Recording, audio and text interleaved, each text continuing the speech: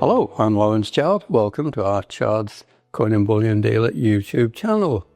So today's video, I haven't even thought of a proper title yet, and I don't even know what I'm going to talk about, which is quite common. A lot of people, when I've been talking for an hour, say they didn't know what I'd been talking about anyway. So here you go, what's today's treat? I'll just scroll down a working title, Incoming Gold, just another day. Now here's my script for this video. You can't see much because there isn't much. No, almost every day, one of my jobs is to check incoming stuff that's been offered for us to buy in.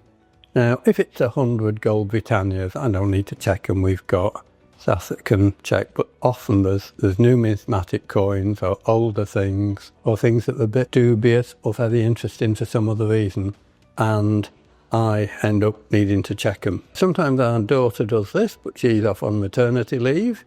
So, I'm back in the saddle doing the hard work. And I've said just another day, but it's not quite, because this particular lot here came in about a week ago, and I went through and checked and thought and said, yeah, this is okay to buy that. But I put a note on that, hey, this would we want photos of this, and this would make a great video.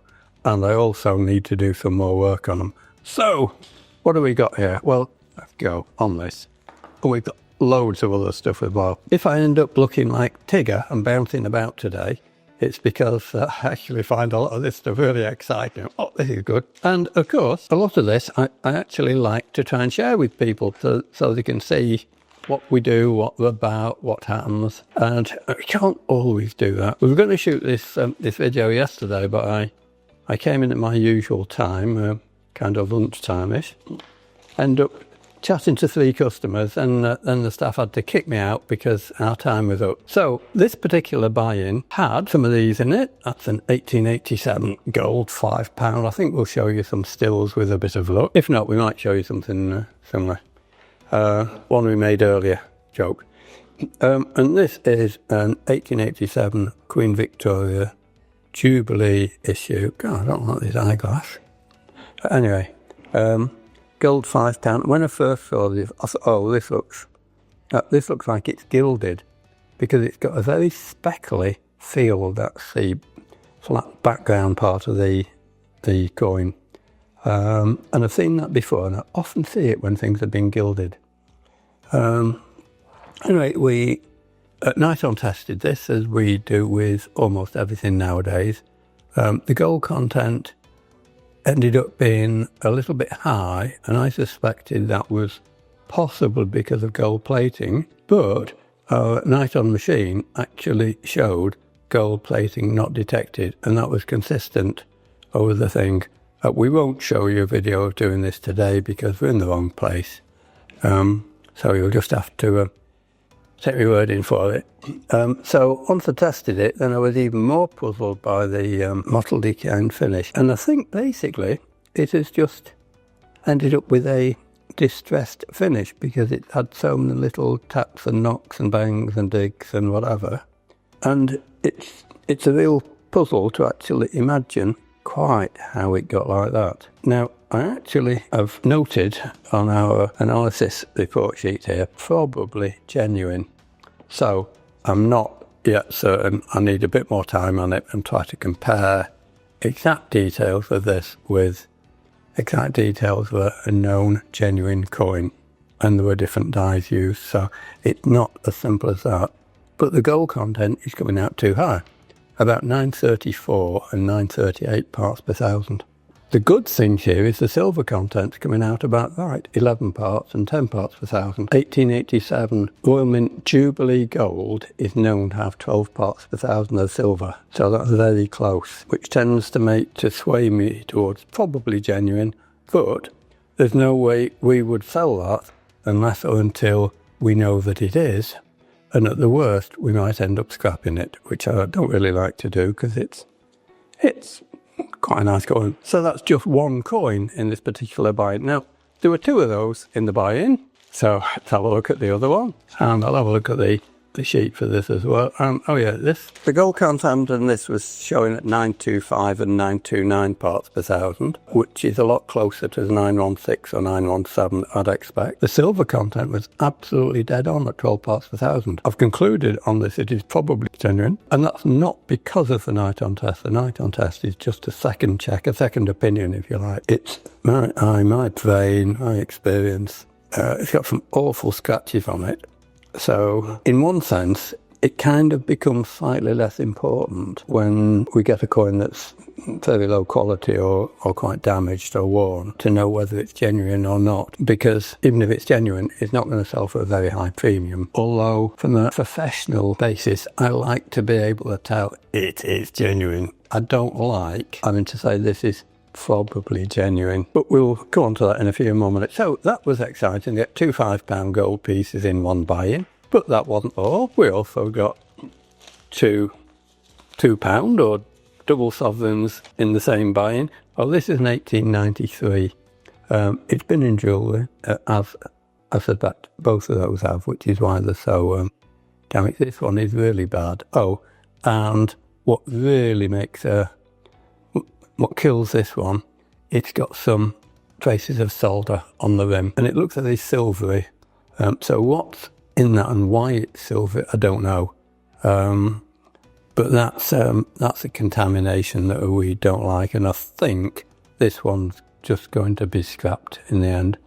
But even so, I still like to know whether it is or was genuine or not. I think this one is. The gold reading is 919 and 929. The 919 is just about spot on. The 929 is a little bit high. Again, it could have been gilded at some stage, or the base metal content near the surface could have been depleted somehow, maybe pickling in acid. All these affect things. Oh yeah, I've written down there solder and I've written scrap. But even so, quite interesting, because not every day we get £5 and £2 pieces. It's nearly every day. But nowadays, probably 80 or 90% of the ones that we get to see are fake. Was this one? This was an 1887. This is quite a nice coin. What did it? I've come to the same conclusion on this. Probably genuine. I would have to have a far better look at this and a study of it before I concluded that it is definitely genuine. And we won't offer it for sale unless or until we know that. It's only middle sort of grade. It's maybe about VF. It's got some edge knocks and damage. We might end up getting that slabbed, because if the slab says genuine, even if it says genuine details, it's an extra assurance, not just for our customer, but also for me, that yes, I got it right. It's a second or third opinion. So there you go. Quite a lot of stuff. That's 10, 11, 12, 14 sovereigns worth of coins there, so that's what, £7,500, £8,000 worth. And we haven't finished yet. You ain't seen it all yet. Here we go. Another gold £2 piece, 1887 Victoria Jubilee. This time it's mounted and it's still got the mount on it. Yep, and I've put genuine on this. The gold content is showing just about a touch high, which is fairly common for these. The silver content, 11 and 12 parts per thousand. The wire mount has been handmade and soldered to the piece, so it's probably done a long time ago, probably before the 1970s, when the very dangerous Lebanese fakes came onto the market. It's spoilt numismatically as a coin, but if somebody wants that as a piece of coin jewellery, it's ready-made, it's nice, it's neat. That should find some demand. There's another one. This also is in a mount, and this one's got a stamped mount, or a flat mount. I'm saying stamped, and it's got a little bit of engraving on the top of this, so somebody's initials, I'm guessing. NHR. The night on test sheet, which I didn't do, says 1887 double fake sovereign mounted. Is it double fake? No, fake double sovereign. No, I've actually concluded on this that I think it's genuine. Part of that is I'm relying probably more than I would normally on the night on test. The gold content reading slightly higher. I think that says 950, but I'm not sure. And 949. The silver content's coming out at 11 parts per thousand, and that silver content is often, to me, a bigger clue on 1887s than the gold content. And again, whether it's genuine or not, it's not going to sell for a very high premium over its gold content. and that would be for somebody to use in jewellery. Again, yes, it'd be nice to be able to tell for absolute certain on that, but the alternatives are we either sell it as probably genuine or we scrap it and then there's no doubt. And I don't like scrapping things like that have got some interest and some use and some demand. What else we got in here? Oh, there's all sorts in this one. See what we got in here. This is a 1738 double guinea, a 2 guinea piece. Now 1738, is that George the First or is it George? I think that's George. It's George the Second, isn't it? I ought to know my dates. Yeah, George the Second. It's really had a lot of wear and tear. I think it's probably been in jewellery as well, which is not the be all and end all. The edge is quite smooth, which so that's been filed away or clipped or something. But again, 1738. What a shame. I mean, a minty, genuine, original one of those. You're talking about many thousands. Wow. Do we scrap it, or is this a nice little space filler for a collector who would like an inexpensive George II guinea? I think it's got value as a space filler, so I don't want to scrap it, even though it is quite tatty. So that's just how many coins there had we got that were exciting. And here is some just everyday things. Well, I say everyday. Oh, there's a couple of more mounted guineas in there. Again, that's interesting. And again, I'd like to see those going out to somebody to wear as a coin pendant. I think they're quite nice. Now in this packet, I won't even get these out, but there's 2 mounted half guineas. They're kind of ready to go. Well, they're very simple mount on the top of those, so they're a bit simple and a bit naff, but still interesting. Mounted half guineas, and if we were offering those for sale, I mean, we might go up for 5% over intrinsic metal, or even 2%. Well, actually, I've written scrap on the bag of that one, so maybe that's the best thing. That's just a Victoria Old Head sovereign and a mount. This is, very nice shield sovereign, this one. 1871. Ooh, get my fingerprint on it. The obverse is a bit disappointing, but it's got a very shiny background on that. I won't try and show you on the video camera there. It's die number 30. And actually on these 1871s, shield sovereigns, the kind of minty or better grade ones tend to be die numbers 28, 29, 30, 31, 32, just in that range. Occasionally I see a minty one outside that date range, but for some reason there are probably mint bags of those sitting about in some bank vault or somewhere for a couple of decades, and they still turn up. There's a George III half guinea. I'm not going to take it out the packet. We'll be shooting this video for 2 hours. It's a long way up. Again, the mount soldered on it, which has ruined it numismatically as a coin. But nice piece of jewellery. Somebody wants that. We've got it. I probably spent a bit longer than this looking at them. But most days I don't have the luxury of just concentrating on one buy-in.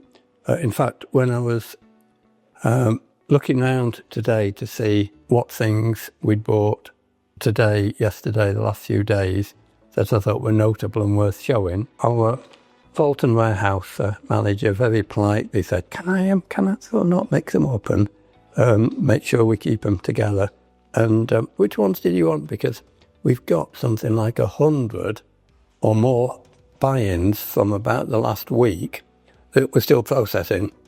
And if I mix them up, it makes it harder to do. So, before we started this, I got a whole load of different buy-ins together, all from trays in different packets. I thought, oh, these will be good. We will just talk about each one for a minute or so, or maybe less. But, Christian, how long have we been talking already on this, Rod? 25 minutes. Right. And you can edit that down to what, 15 minutes? Yeah, which is a long time, because I don't want to bore people too much. So what I think we'll do is I'll say that I hope you enjoyed that video. You know what to do. Thumbs up if you like it. Thumbs down if you don't. Oh, this is my reminder, subscribe, whether you like it or not. and then you may get more. And I think what I'll try and do now is we'll do a few of the others, and we might have to come back and reshoot tomorrow because it's almost getting home time, and we started this mini project just after lunch. So hope you enjoyed it. I hope you've learned something. Well, I hope you enjoyed it, watching it as much as I've enjoyed shooting it and looking at the coins and reminding myself that I've got work to do on them. So hope to see you again soon. Bye for now.